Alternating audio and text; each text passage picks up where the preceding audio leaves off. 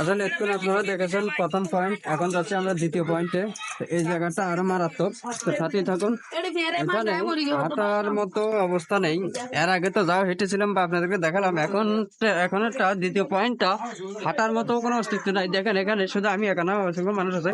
মানুষের মনের চাহিদা বা ইচ্ছা বা আশাটা কিন্তু এত ছোট নয়। তো যে যে আশাই করেন অবশ্যই আশা পূর্ণ হবে, বা মানুষের চাহিদার তো কোনো শেষ থাকে না। হ্যাঁ, কে কত ধরনের মানুষের মনের যে কত ধরনের আশা থাকে, এটা একমাত্র যে করে সে ছাড়া কেউ বোঝে না।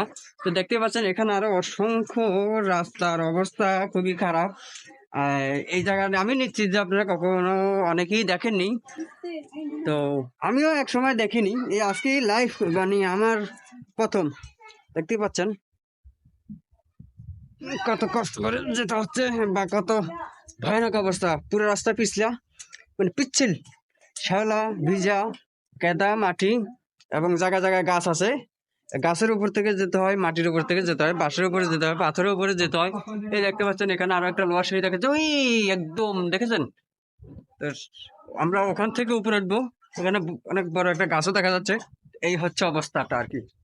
আপনারা তো নিশ্চয়ই দেখতে পাচ্ছেন ওখানে মানুষ ওটা কত টাপ করে দেখেন, কত কষ্ট করে উঠতেছে, দেখছেন।